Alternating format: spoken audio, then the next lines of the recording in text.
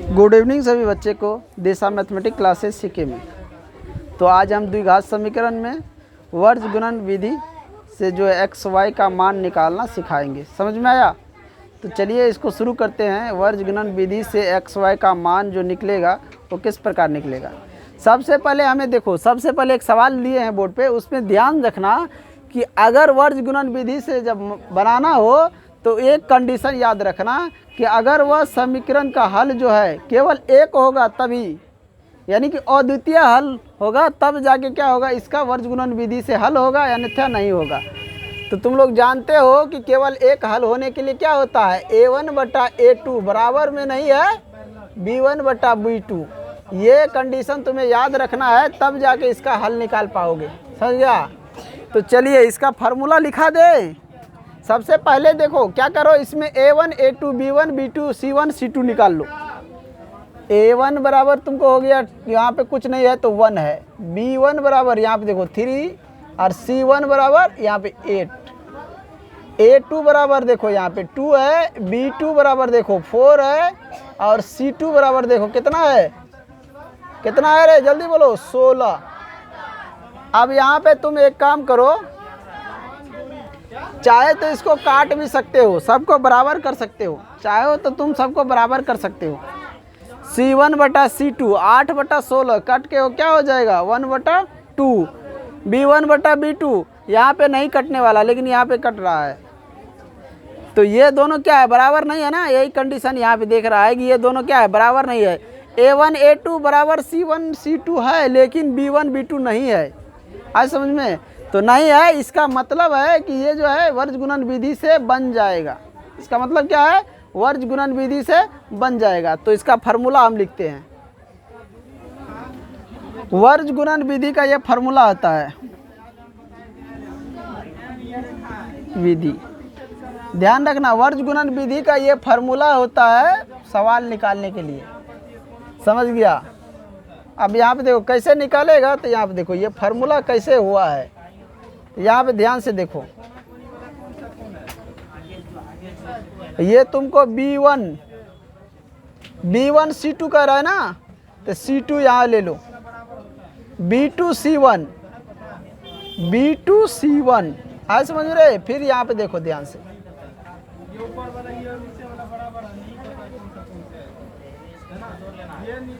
अब यहाँ पे क्या कह रहा है, c1 a2 यही कह रहा है ना, c1 a2। तो हमें कहाँ लेना चाहिए, यहाँ पे लेना चाहिए क्या हमको, c1, यहाँ पे लेना चाहिए b2, c1 c2। अब देखो यहाँ पे c1 a2 और c2 a1। अब यहाँ पे देखो फार्मूला क्या कह रहा है, a1 b2 और यहाँ पे a2 b1। इस प्रकार हम बैठाएंगे, इस प्रकार क्या करेंगे, मान बैठाएंगे। हमने ये फार्मूला को बैठाया। आज समझ में, x यानी कि x बटा जो ये लिखा हूँ इसी के आधार पर, यानी कि b1 but c2 b2 c1। आज समझ में, यहाँ पे इसी के आधार पर ये फार्मूला बैठाया। तो इसको हम मिटा देता हूँ, फार्मूला लेकर आगे चलता हूँ। तुम लोग ध्यान रखना, अगर ये मालूम नहीं है नीचे वाला तो ये कैसे, तो इसको लिख के तुम लोग गुना करना, गुना करेगा तो आ जाएगा। और यहाँ पे ये ध्यान रखना, फार्मूला अगर याद है तो यहाँ पे मान निकाल के ये फार्मूला बैठा सकता है। x बटा में हो जाएगा तुमको b1 कितना है, यहाँ देखो 3 गुना c2 कितना है, c2 देखो 16 माइनस b2 कितना है, b2 देखो 4 गुना c1 कितना है, c1 देखो 8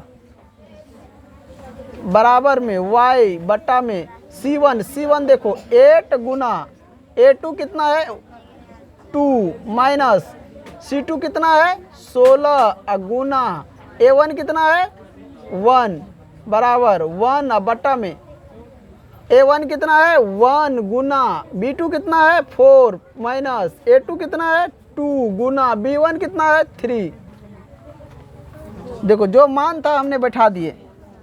एक्स बटा में देखो 16 तिया 48, अब माइनस में 8 चौका 32 बराबर में हो गया वाई, अब बटा में हो गया 8 दूना 16, अब माइनस में हो गया 16 बराबर 1 बटा 4 एकम 4, 3 दूना 6। ध्यान से यहाँ पे देखो, हमें x और y का मान निकालना था ना, तो यहाँ पे हो गया x बटा में हो गया 48 में से 32 घटेगा तो कितना बचेगा 16 बराबर में y बटा क्या 16 में से 16 घटेगा 0, तो y बटा में 0। तो सबसे पहले हमको इन दोनों में देख लेना है, उसके बाद हम x वाला में आएंगे।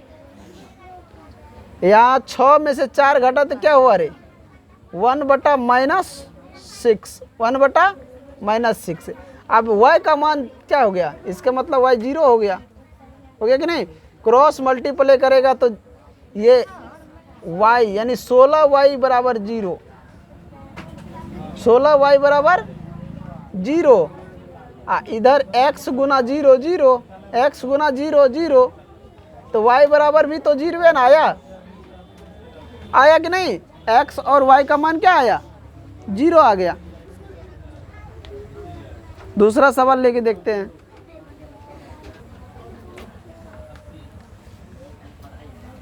यहाँ पे देखो, इन तो दोनों में पहले करो तुलना।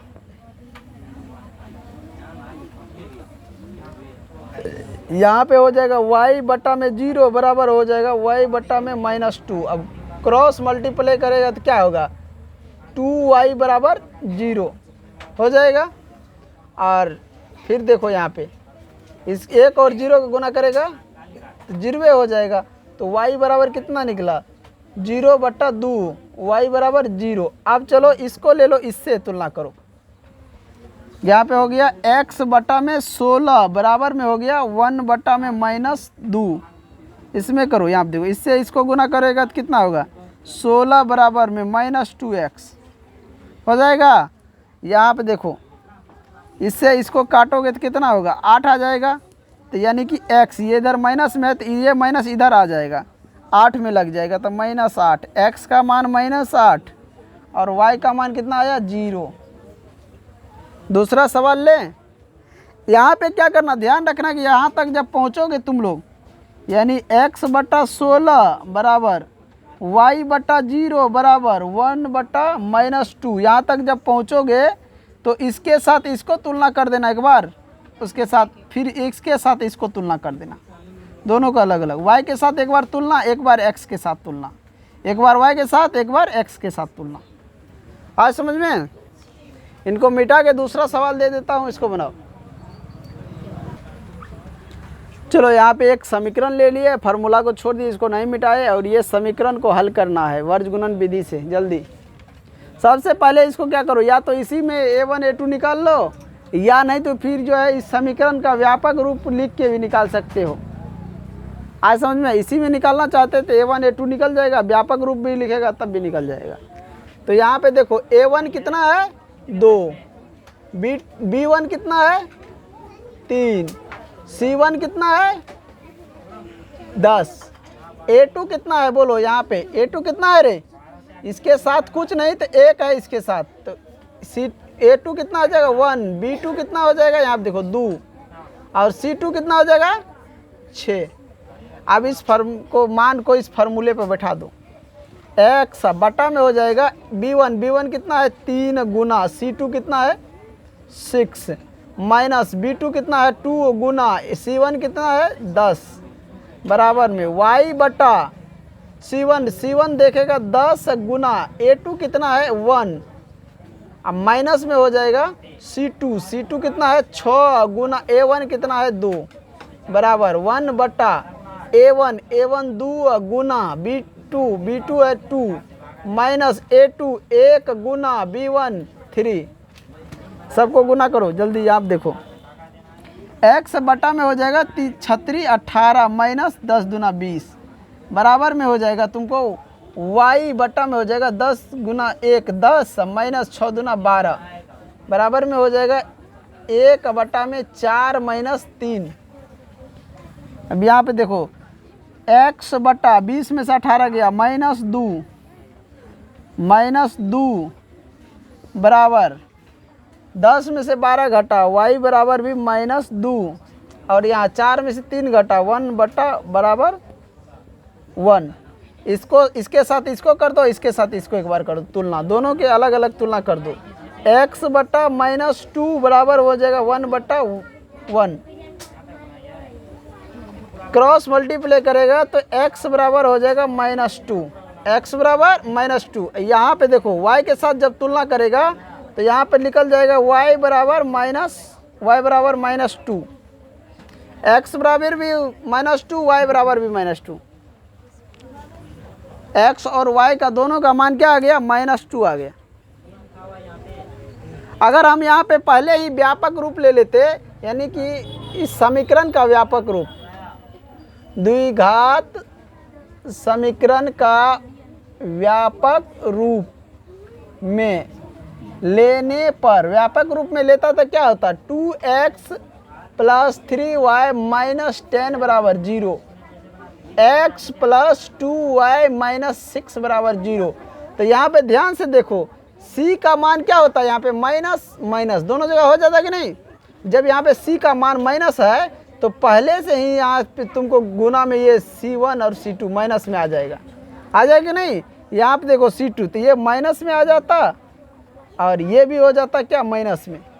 और यहाँ पे चलता ये भी माइनस में हो जाता और यहाँ पे ये भी माइनस में हो जाता।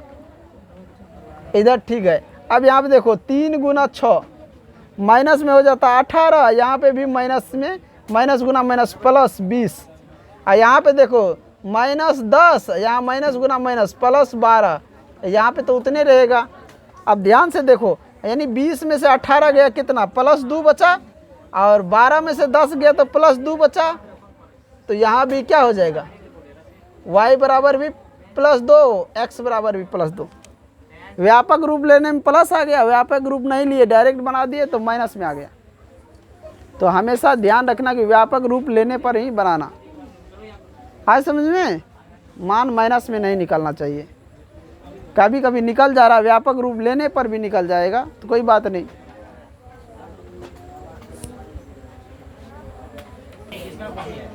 अब इस चैप्टर में कुछ शब्द जो है छूट गया है इम्पोर्टेंट, तो उसको लेकर चलते हैं। समझ गया? तो क्या चीज़ इसमें छूट गया है उसको देखो। सबसे पहले इस चैप्टर में हमें मालूम करना है कि द्विघात समीकरण है कि नहीं। दो चर वाले रैखिक समीकरण में देखेंगे कि द्विघात समीकरण ये है या नहीं, द्विघात समीकरण है या नहीं। तो इसमें आ रहा है या दूसरे में आ रहा है, ये थोड़ा देख लो। को गणित उल्टा के देखो तो विवेचक विवेचक इसमें तो देखो मूल और विवेचक द्विघात समीकरण वो अध्याय 4 में है, इसमें नहीं है। समझ गए? तो हम जो है अब इस चैप्टर में जो 2 चर वाले रैखिक समीकरण है, इसमें एक प्रश्न छूट गया है जो नहीं बताए हैं। उसको जैसे ही तुम लोग ग्राफ कॉपी मंगाओगे उसको बाद बता देंगे। तो 9th वाला क्लास इसके बाद मैं लेके चलूँगा, उसमें ग्राफ बनाऊँगा तो फिर बता दूँगा ग्राफीय विधि से कैसे हल किया जाता है, एक्स वाई का मान कैसे निकाला जाता है। तो सिर्फ वही बच गया है ग्राफीय विधि। ग्राफीय विधि, ग्राफीय विधि आलेख खींचने के लिए सिर्फ बच गया है। इस चैप्टर में हमारा बेसिक क्लास हो चुका है इस चैप्टर का। समझ गए? तो ये विधि हम बता देंगे चैप्टर में। जब ग्राफ हम सवाल बताएंगे तो ग्राफ के समय ही बता देंगे। बहुत ही आसान है। तो सभी बच्चे के पास ग्राफ कॉपी नहीं है, इसलिए हम ग्राफ अभी नहीं बता रहे हैं। तो ये बच जा रहा है। समझ गए?